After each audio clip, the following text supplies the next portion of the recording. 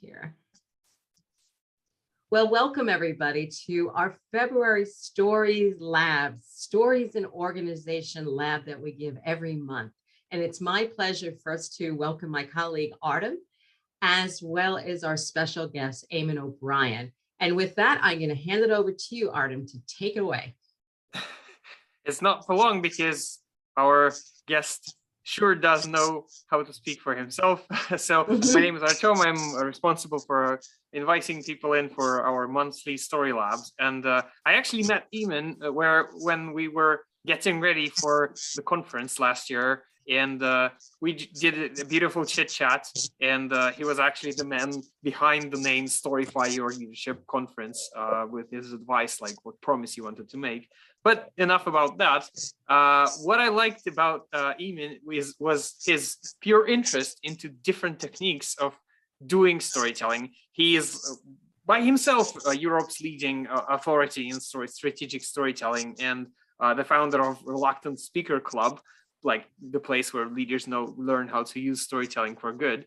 And what's more interesting is that for quite some time now, Eamon has been conducting a series of interviews with storytellers for his research about how to tell stories purposefully and strategically. So that's why we're here. And Eamon has graciously agreed to share with us his insights that he's gathered over the course of the interviews. So Eamon, take it over from here. It's so great to see you again. Lovely that you're here. Oh, well, listen, it's my pleasure. And it's wonderful to be amongst my tribe, to have such a collection of passionate, skilled storytellers. It will be a fun day today. And what I thought I might do that you might find useful is to really just focus today on the power of signature stories and creating signature stories that have high impact. And this is really about not just sharing stories that delight, but causing your stories to be more transformative. The idea is to share stories that cause people to think differently and then to change their behavior. And particularly if you want to be paid cash money by event organizers who think that your ideas are rather splendid and we'd love to have you come on board and maybe do something from a corporate perspective, thinking about how you increase the value, how you increase something to have a greater lasting effect, I suppose. So the idea is that people don't just remember what you say for days or weeks. How about months, or better still, years? Would that be a good plan? Mm-hmm. Good. Now, one thing I will ask you to do, and I'll explain why later on, is I would quite like you to leave your mics on because I want to hear your reactions. Or if you don't react, that's all right too. But I do want to hear as we go along here. And what I want to do today is to have a look at looking behind the scenes at signature stories in terms of how you actually source these things, how you hone these, how you make them applicable and work in different cultures and different environments. So I'll get a bit international as we go down the line as well. But all of this is going to be based on just using ordinary, everyday stories. So I'm going to start with one. So I don't know about you all, but when somebody does something small for me, that's really just very kind, I really appreciate it. And before COVID, I had a client who contacted me and said, Emma, you know, you're supposed to be giving a talk in Manchester in Britain. Yeah, well, we've had to change it last minute. We need to do that in London now. And it's going to be a lot of bother for you. So to make things easier for you, we're just going to organize all your flights for you. And I know you love when you're going to London, fly into London City Airport. And if you know London, essentially, this is the closest thing to London. It's about 20 minutes into the west side. Perfect. Love it. Thanks so much. Really appreciate it. So I come over and I have, you know, when you've had just a fabulous day and everybody's on the same wavelength and the energy is fantastic. And then at the end of the day, you are butched, you're done. And so I get back to London City Airport. I have about 2 hours to go. And I'm just thinking, you know what, you deserve something really nice to eat now. And don't tell anybody, but maybe I might have a sneaky beer. So anyway, I go along to take my little tag to put it on top of the kiosk as I go into the airport. Yeah. And the next thing I hear is, and I look down and I see a big old X and it says seek assistance. And I think, well, I've done something wrong. So I tried again. I go, seek assistance. So I see there's a woman who's in a kiosk over here to the side. So I said, well, she's probably assistant. So I go over and say, excuse me, this isn't working. Can you help me? And so she grabs this thing and she's looking at it. And then she looks at me and she said, I don't know how to tell you this. This says LHR. That's London Heathrow. You're in LCY. And I said, you've got to be joking me. My clients organized this. Like, you know, I didn't put my glasses on in the morning. It never even occurred to me to look at this thing. Oh my God, what am I going to do? Can I take a taxi over? And she said, it's rush hour in London. There's no way you'll get over there. Oh my God. But you know what, actually, she said, there's a flight that is going from here to Dublin. It's in about an hour and 20 minutes. This is clearly a full ticket. Go down and talk to the British Airways people. They'll get you sorted. Okay.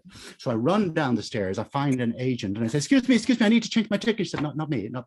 Go over and talk to him, the ticketing guy.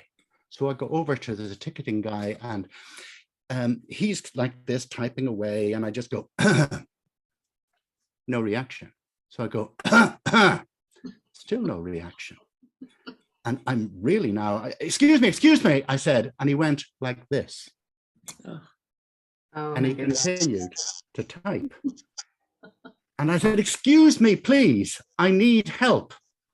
And eventually he looks up at me. It's a bit like, you know, when you go into a bar and the bar person is like right beside you and apparently they can't see you. But anyway, he looks up at me and he goes, hello. Look, I am in a terrible bind. Look, this ticket here, it says LHR. My clients, they made a big mistake this morning. They were supposed to fly me in and out of London City Airport, LCY. I need to get to DUB. There's a flight that comes out of here in an hour and a half, an hour and 20 minutes. Can you get me on that flight? And he looks at this thing and he goes,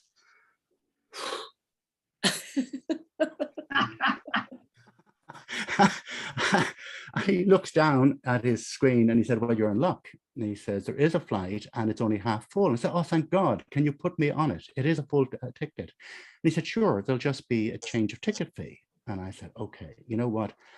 I'm thinking this will be £25, £50. I was an idiot. I should have looked in the morning. Fine, I'll pay it. And he goes,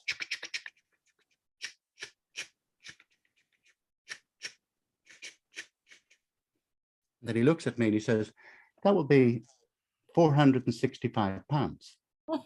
And I said, you have got to be kidding me. He said, I'm not kidding you. I said, check it again. So he goes, £465, sir. And I just, I'm flabbergasted. And he looks at me, he sees my face and he said, sir, it's not me, it's the system. And you know that little voice in your head, the one you shouldn't listen to? I said, well, I need to speak to this system of yours. And he goes, sir, you cannot speak to my system, but you can speak to my boss, Mike. He's right here. So I said, excuse me. So I'm talking to him and I said, excuse me. And he went like this. And he said, I heard you. In truth, I think the whole airport heard me. And he said, let me look at this. So he looks up and he goes, and then he looks at me and says, actually, my colleague Andy did you a favor. It's normally £492. And I'm thinking, I am not paying these sons of biscuit eaters £465 for that. I don't think even at Christmas have I ever paid more than £150 for a single leg from London to Dublin. Oh, I have. And I'm just, I'm in that mood where I'm just not doing this. And I'm thinking, okay, Eamon, my sister lives in Cambridge, which is about an hour and a quarter drive from here. I don't have clients tomorrow. Worst case scenario, I will call her and I'll just spend the weekend in Cambridge and I'll come home sometime over the weekend.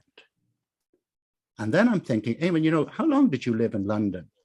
You know that if you can get a tube from the city centre, from Piccadilly Square, Circus, beg your pardon, in London, it's about 45 minutes out to Heathrow on the tube. I think I could almost get here. And then in my head, I decide I'm going to be like the Roadrunner.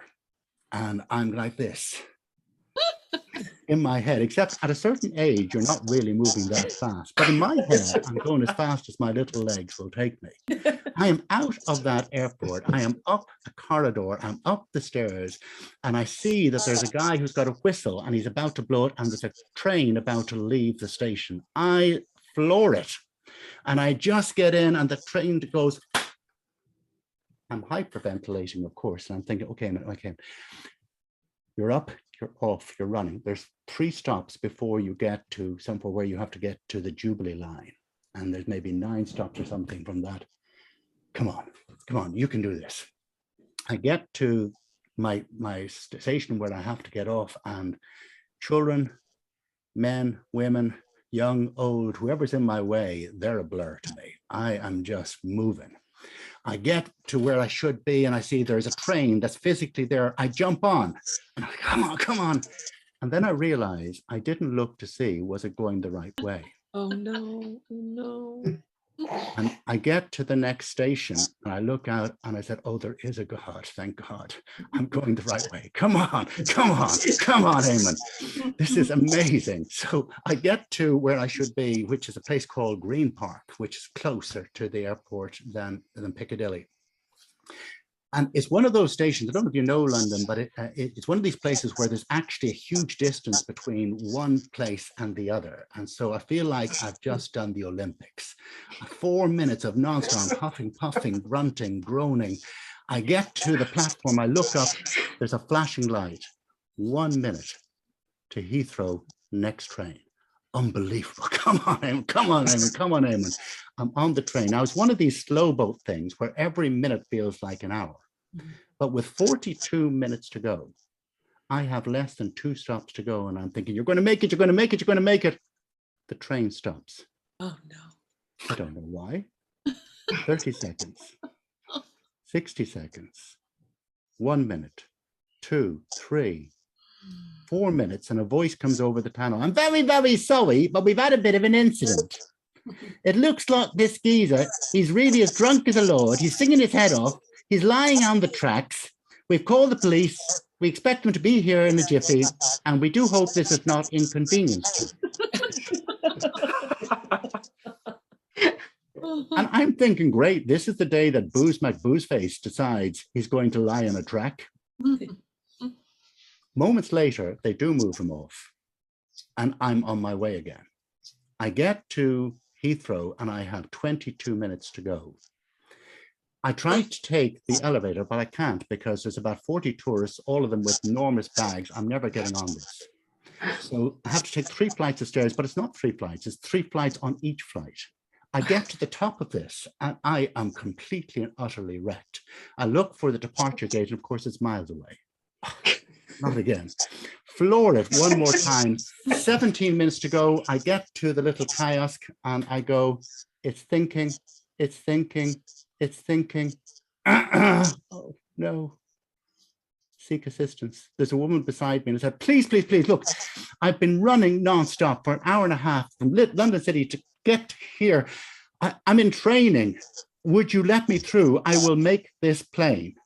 I'm sorry, I can't. You'll have to go and speak with, who is it? British Airways. Where am I going to find an agent? Around the corner, sir, you'll find somebody. I go around the corner and I see this British agent and he is like this. Babe, love you, babe, home soon. And he looks out at me and I must have been quite the sight. A puddle of sweat. And he goes like this, got an emergency. Back soon. And he said, what's the matter? And I said, I've got this ticket and this lady won't let me through. My flight is leaving in about 16 minutes now. I have to get from London Heathrow to Dublin. I came from London City. It's taken an hour and a half to get here. Can you help me? And he looks at this and he said, well, the good news is your flight is late. It's been pushed back by an hour. Oh, fantastic. But unfortunately, you're no longer on the flight. Oh, they took you off. Wait, what now? Because you have to check in an hour, half an hour before the flight. And he looks at me and he sees my face and he just says, you need help.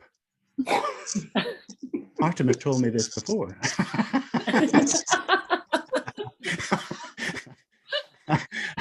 And I said, I do need help. So he said, he calls his boss and he said, yeah, so I've got this gentleman here. He's just, he got here from London City Airport on the tube in an hour and a half. I know, unbelievable. Yeah, his flight, he's missed the cutoff. He's trying to get to Dublin. The flight's been pushed back by an hour. Can I do anything? Yeah, great. And give him a medal too. Yeah. Do that. So he said, no problem, sir. So he starts to go. Out comes a ticket. And I'm back to the lady who's at the security, and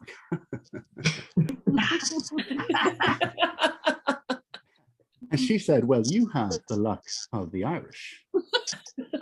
But the story is not done. Because I get to where the flight should be, and there's nobody there. And it's one of these places where, you know, they don't have the overhead monitor. And I'm just, oh my God. And I'm looking frantically for something, anything to tell me what on earth is going on. I look behind the desk and there's a pilot and he has a little cup of coffee in his hand. And he just looks at me and he said, you look stressed.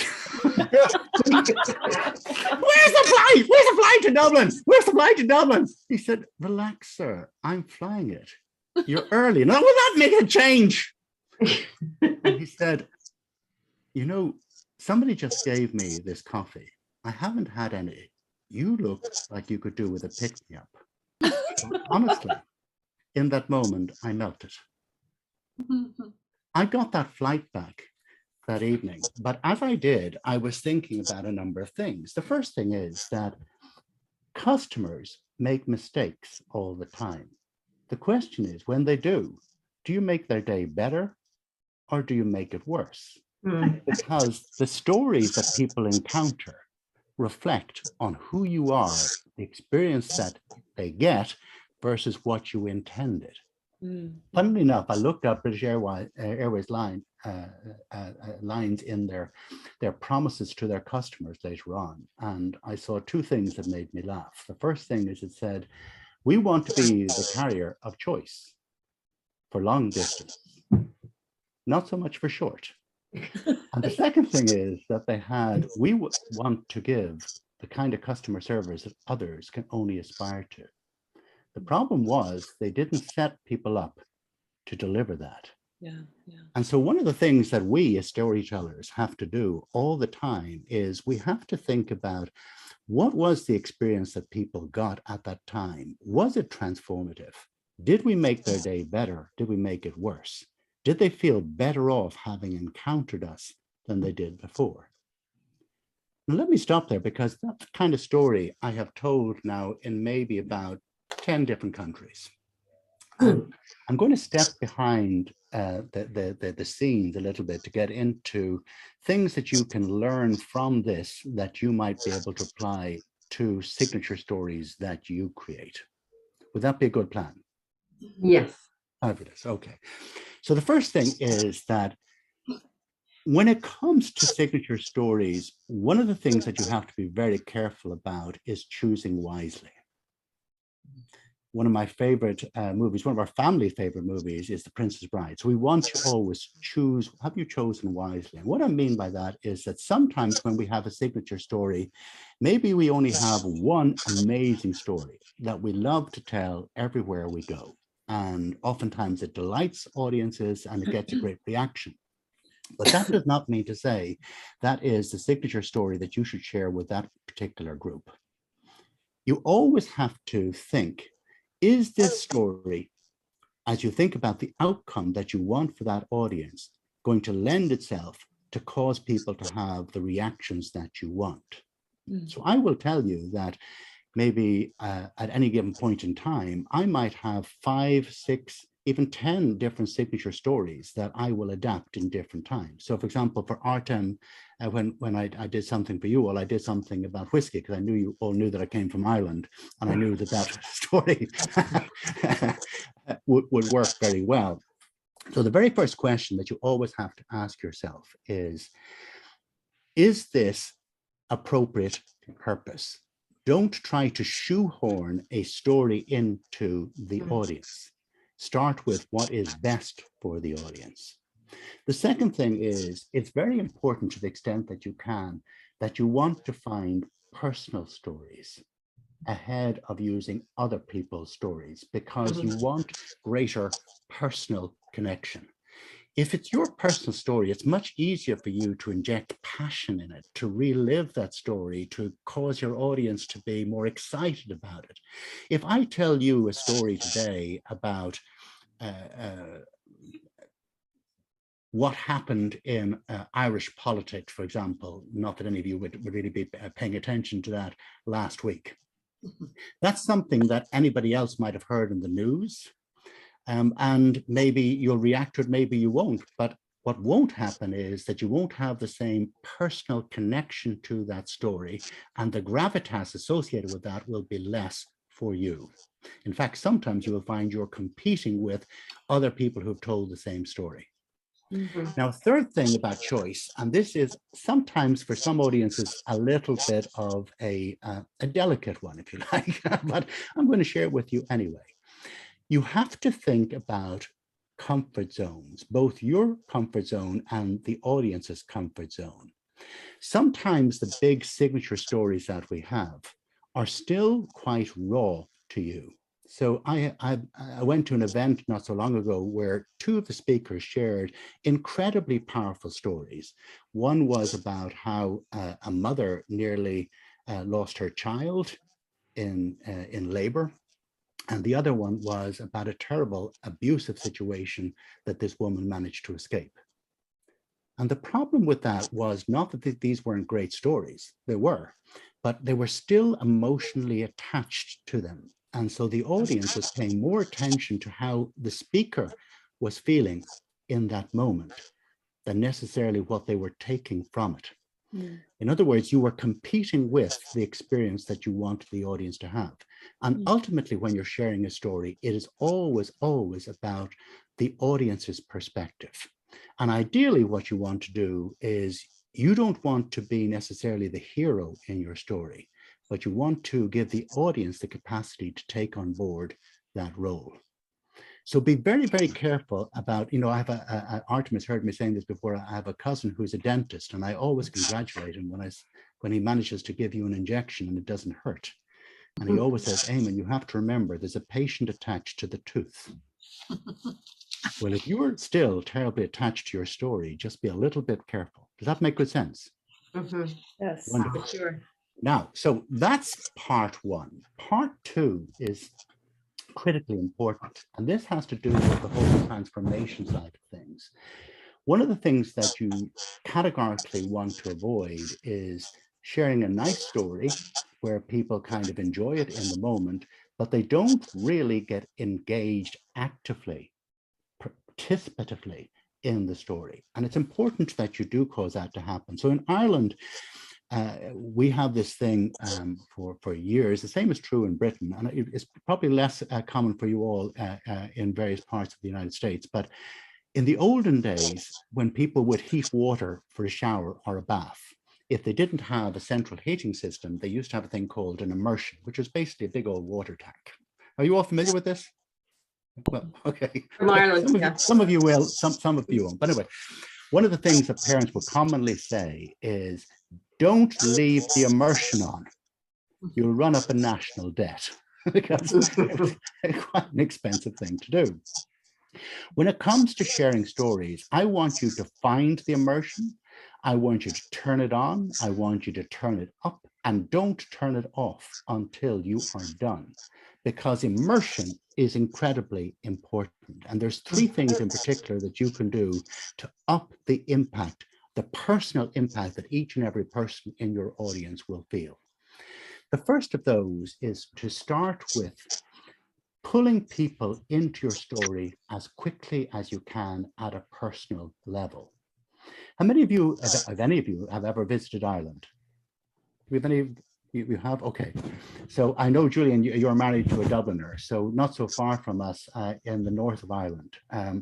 If you come across people there, the start of a conversation will often go something like this. So, Julienne, what is situation? What is the situation? Which is really what stories are going on with you.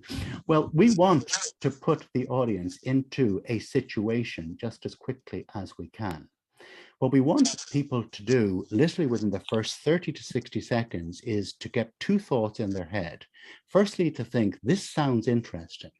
And secondly, I wonder what's going to happen next. So we want something to happen just as quickly as we can. Have you ever read a book, well, you probably have, that where after 6 or 10 pages, nothing is happening, you just, oh, come here. You know, life's too short. Well, when you're giving a talk, you don't have that. You need the audience to connect as quickly as you can, because guess what they're going to do if that doesn't happen? They're down here and they're not looking at you, they're not connecting with you. So we want people hooked as quickly as we can. So one of the things that I commonly recommend is be careful about not doing a lot of backstory. All the stuff that if only you knew all of this, my goodness, this story would be just marvelous. Robert McKee, the screenwriter, likes to say that it's much better to start late when something is happening to pull the audience in. Well, that's actually pretty good advice. Get to where something is happening as a catalyst in the story just as quickly as you can. What was that name? What was the name, if I quote that? What was his name? Robert McKee. Robert McKay? Robert McKee, MCKEE. I don't know if he's still going, incidentally. He used to be on the speaking circuit and what have you. But anyway, get back to that later on. So number one is people need to get them onboarded just as quickly as you can. Number two is that particularly when you want people to get excited about something, you want them to create as much personal investment in your story as you can. So I don't mean a little bit, I mean a lot.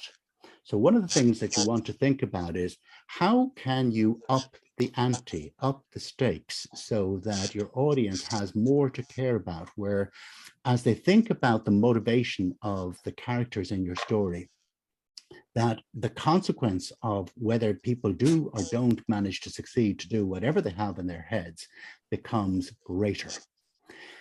You know, if you think again about books that you've read, and particularly thrillers. How many do we have thriller readers here? Yeah, wonderful. Yeah, if the bad guy or gal gets their comeuppance on page 1, are you delighted? No, it's a terrible book. You want stuff to happen so that you get more and more. I want to turn the page. So you want to keep upping the ante. So immersion is very, very important. But now here comes perhaps the most important bit from a commercial perspective. This is what you get paid cash money to do. That is the transference bit. So as I was telling you that story about all the dreadful things that happened as I went from A to B to C, could you see the woman who was helping me with, no, you need to go and find British Airways. Could you see, Sister, I'm typing and I can't see you? Yeah?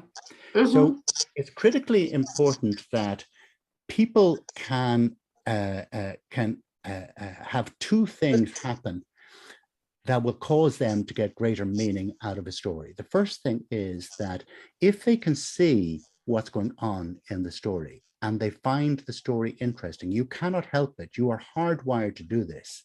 You will automatically start to wonder what's going to happen next. And as soon as you do that, and again, you can't help it, you also will be thinking, what would I do in that situation? And that's what creates visceral meaning. This is where you actually experience the story along with the storyteller.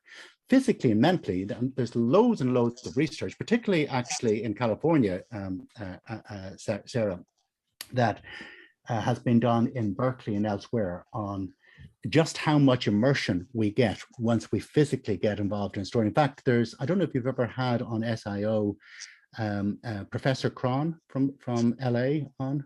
Do you know who she is? She's written books on how we are hardwired for story. But I love, she has this bit of research that she did about why we enjoy thrillers so much.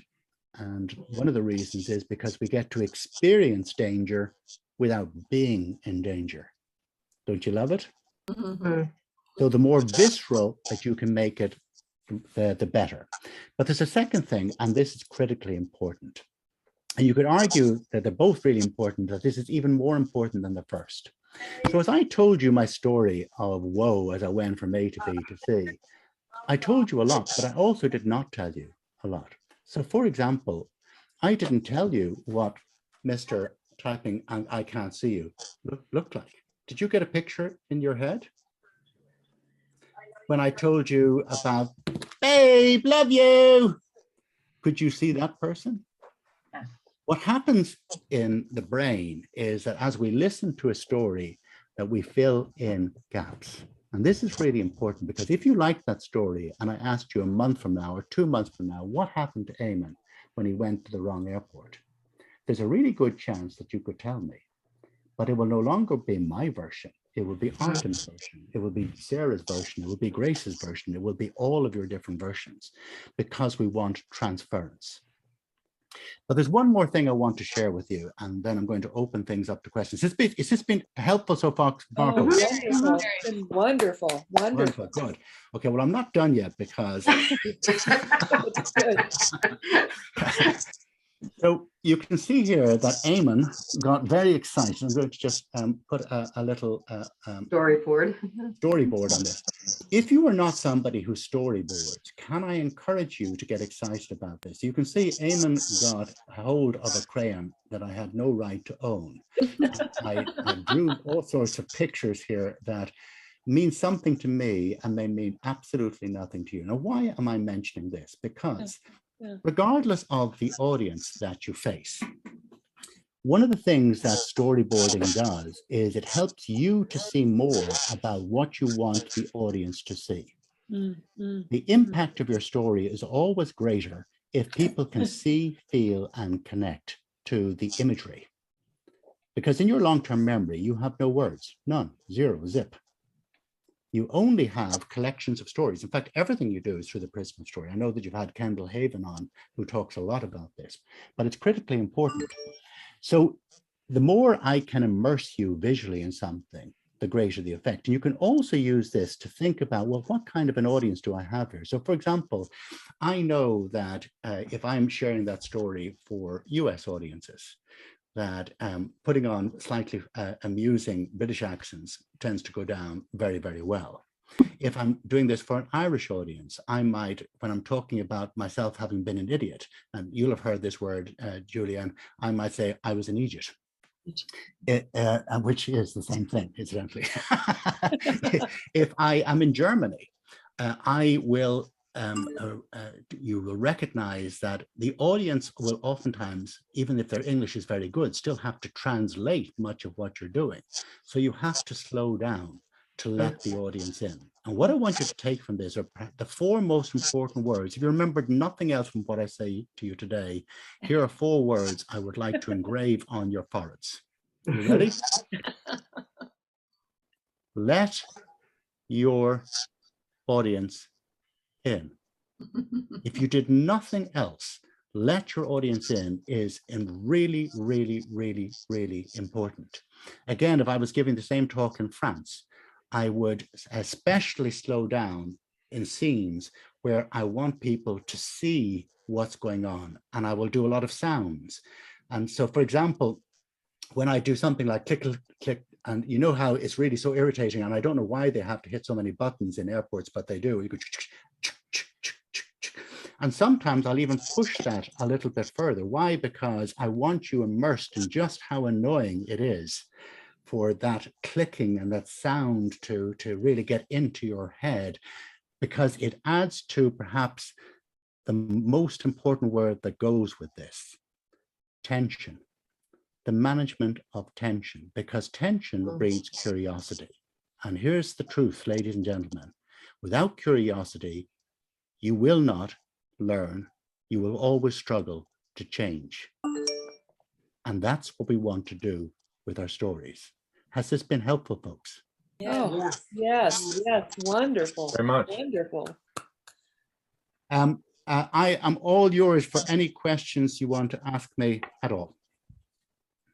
Absolutely. I just want to make a comment about one thing you said about the power of visuals and how we create them in our head, because a few years back, I had an actor friend present at an organization, and he talked about this very touching moment of leaving one state to go to another, and children at the window waving a neighbor's kids goodbye.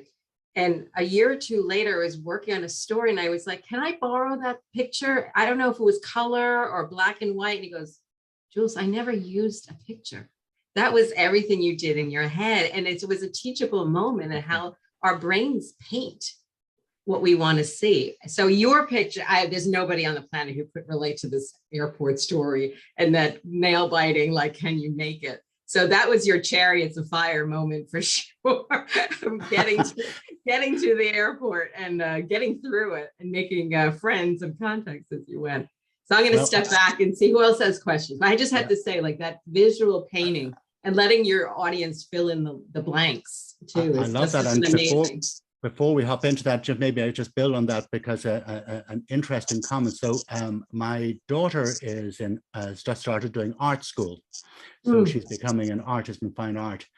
And she came home the other day and she said that her lecture was talking about Matisse.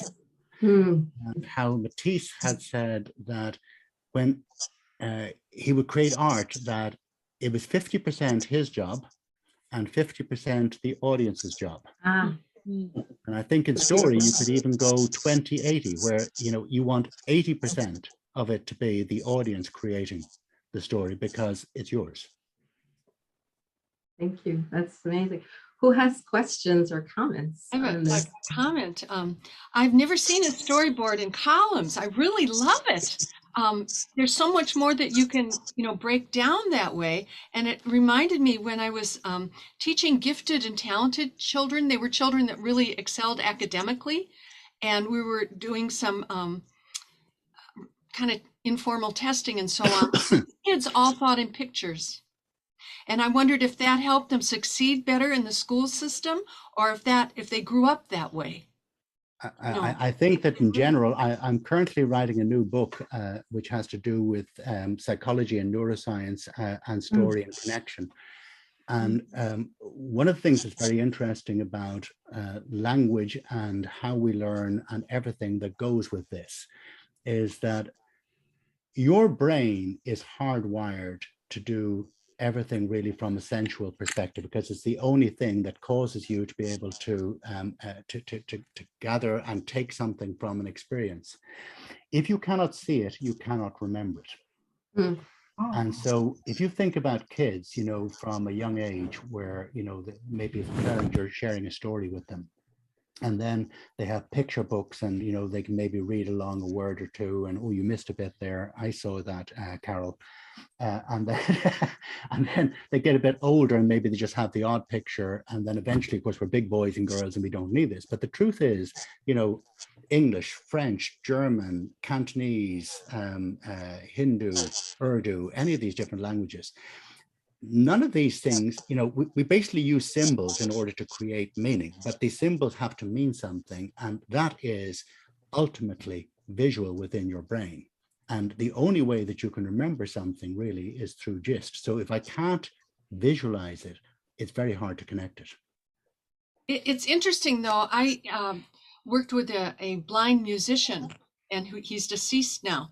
But when we'd be in front of an audience, we had very little rehearsals. He maybe heard the stories once or twice, and he was so in tune with what to play for that audience, where to begin, where to end, and where to put the emphasis in the story and everything. And he couldn't see the audience, you know, but Yeah, it's very interesting.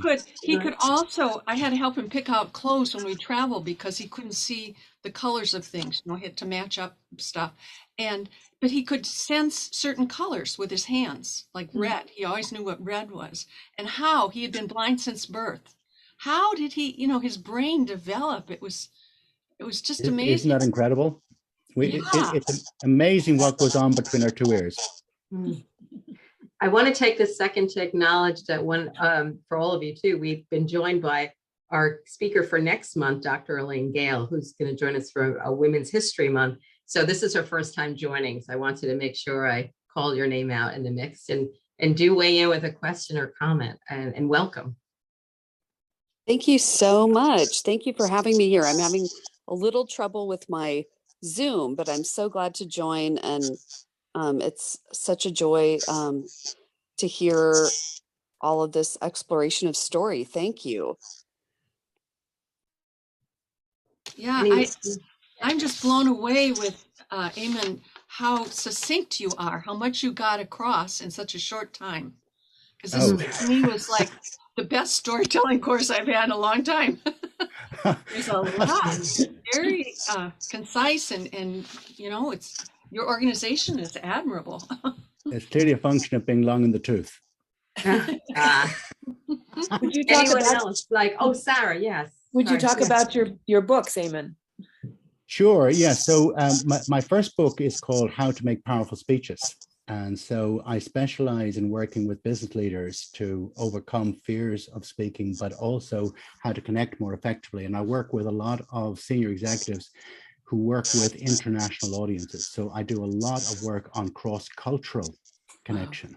Yeah. Now, my background is that I spent 25 years in cross-cultural communications. So back in the 90s, I made about 300 commercials in Washington, D.C., in Russian, Polish, Arabic, Hindu, Urdu, all sorts of things. So if you want lashings of funny stories about learning about cultural mistakes, I have them in spades. So you don't speak all those languages, do you? No, actually, You just produced it. A quick funny story about that. So I was making commercials in about 12 different languages, and I was invited because I worked with MCI. I made lots of commercials for them, and I was invited to go to a French New York Film Society event. Oh, yeah. So I lived in France for a year, and my French was pretty good. And I said, wouldn't it be nice in my head if I could maybe speak French? And I'm going to do this talk in French. Never given a talk in French in my life. And so I rocked up and I started off at great pace. He said, Mesdames et messieurs, je m'appelle Emmanuel O'Brien, je suis chef de marketing ici à MCI, et je suis ravi d'être ici, which means that I'm delighted to be here. And then I wanted to say, with you. And all of a sudden, I must have looked crooked at somebody. I lost my place. And I was trying to think, and I could not think, well, what is just with? I mean, like with in French, you've got to be kidding me. And I was thinking, I said, no, that sounds rude. Don't say that. Pardon me. No. And eventually, in my head, this took 2 minutes. It was probably 5 seconds. And I panicked. And I just said, and I am just so delighted to be here with you. And I finished my little talk, and I just felt like I was a complete idiot. What on earth got into your head?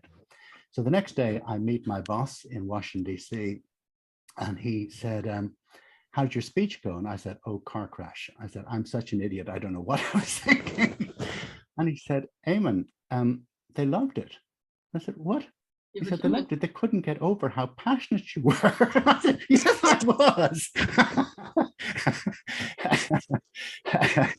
But the point I'm making to you about that story is that, you know, it is not so much about how we feel in the moment, but rather the experience that your audience has in that moment. And we need to get out of our own way sometimes just to encourage people to have a better experience. I have a quick question. going back to the storyboards. When you sort of reached down and said, and I'm going to show you something, seeing the way the story had gone, you could have pulled out a rabbit and I wouldn't have been surprised. But when you pulled out a storyboard, it was like, mind blown, right? I said, wow, that's amazing. And I think there's more. Could you describe a little bit how you use them and how you organize them? Because I think there's a little bit more than needs to be I done. will always start with how do you pull people into this story as quickly as you can. So if you think about your audience for any story need context. And most importantly, they need to think about motivation. So what does that look like? Whose motivation is it? And what kicks a story into gear? So that's the very, very first part of it. And I want to get to that as quickly as I can. I want to give you enough, but not too much. And as I said to you earlier on, for God's sake, don't overdo the backstory. Just give people enough, because your audience, you want to give them a job to do. You do not need to carry the load on your back. So that's part one. The equivalent of the Japanese ink brush painting. Yes. And make it be enough. So basically, all on board is the first bit. And as you do this, incidentally, you also want to dwell in moments. So one of the things that you are constantly looking to do is you're trying to cause the audience to stop, to immerse, and to reflect in key scenes. So Stephen King, for example, who wrote a marvelous book on writing, I love that he says that all stories are really about situations and scenes. And that's really what you're doing. You're moving people from one place to the next. And so that's what you want to think about. If somebody was physically and mentally immersed in this moment, what would you want to do to just pull them into this so you're there, you're on board? And I can't overemphasize again the importance of giving people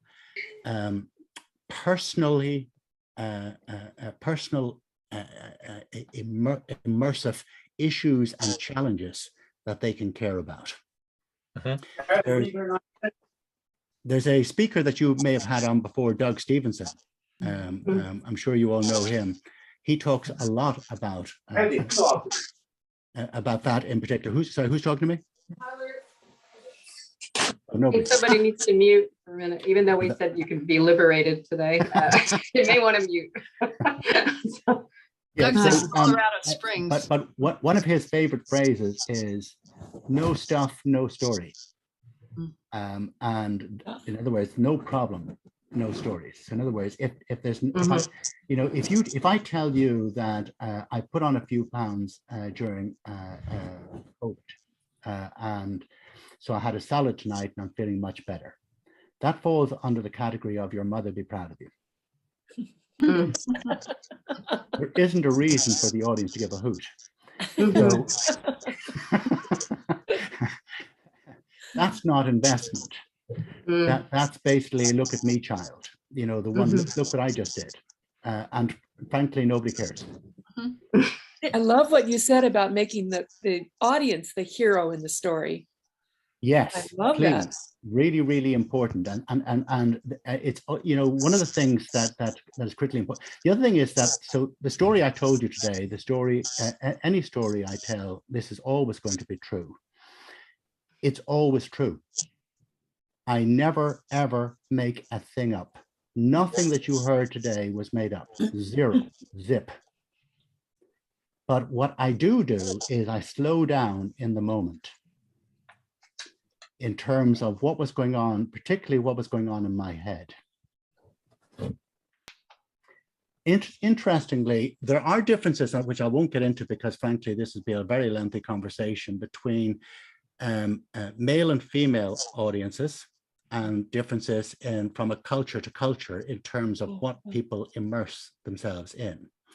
But one of the things that works especially well when you have a female, a lot of women in an audience, is that giving just an extra little bit of of detail fills in a lot of extra color and a lot of extra context, and in particular, paying attention to what people were thinking in the moment. And I'm always, if I'm going to slow down anywhere, it's when people did something, and in particular, when people react. Mm. And the reason you want to do that is because that's right there, the bit where people are having the visceral feeling. What would I do in that situation? I can't believe Eamon did that. Mm-hmm. I can't believe I did much of that, but I did all of it. But the other thing, you just struck a chord, and we have a couple of minutes that I want to ask you about yourself, is with the advent of Zoom, like when you're working with the room of people, you can watch their body language, their breathing, what's happening in the room, and you can pivot. But with Zoom and some of the delayed audio, you have to always, I think the challenge has been to imagine the beats, how long it's going to take for sound to get to them, take it in, and then react, and not sound like you're just diving forward with the sound. Right. So it's that whole rhythm. It's been a whole lesson to see, and I'm sure you have reams you can talk to us about on it. Well, I think actually you've hit a really important point, and that is that on Zoom, and in particular when you have international audiences where English is not their first language, slow the heck down. One of the things that you don't want to do is to squeeze a story into the amount of time that you have. If you hit the accelerator, you're going to lose the audience. You need the audience to be immersed in the story and never to feel rushed. So if I had, like last week, I did a 15-minute talk for a networking group in New York. My story was a 2-minute story. About a near 80-year-old woman who went swimming in ludicrous conditions right beside me here during COVID, and a lesson from that. And another time I might tell you that story is pretty funny, but it's a 2-minute story. So in other words, the story should be appropriate to what you want to do with the audience, but it is ultimately about the experience. Now, I know we have 4 minutes to go because we're mindful of the time. Where can we find you? I know Sarah, when she put the newsletter out, she has your links. Is there anything else you'd like to drop into the chat for us to know and find you? Sure, yeah. So a book that I wrote is this one. Oh, lovely. Okay. How? This is called How to Make Powerful Speeches. Okay. And that became required reading in a lot of law schools. This is essentially, if you ever write a book, this is a great idea. See if you can find a dean who likes your book. Okay, I'm trying right now. Yeah, I'm working on it. I'm not trying, but we will talk. And are you on LinkedIn?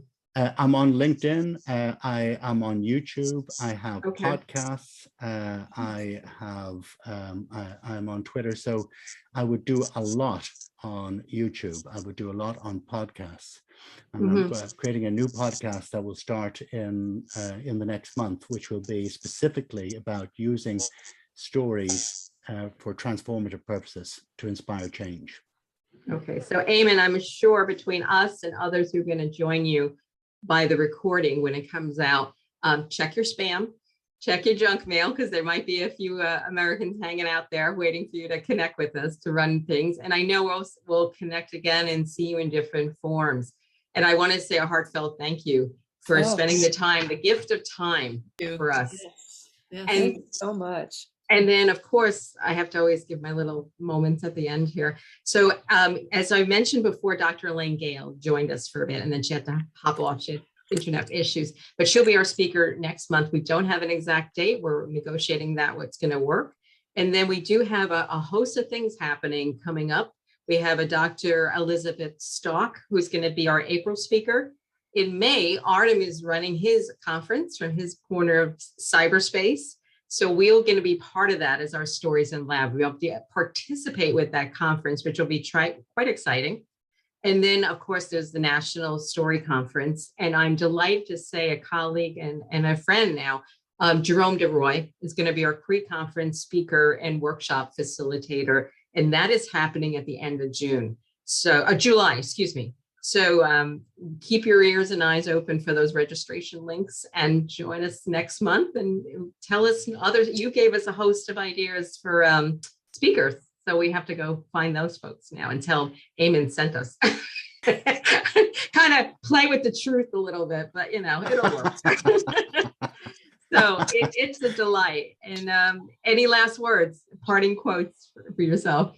I've just got 4 words. If you remember nothing else, let your audience in.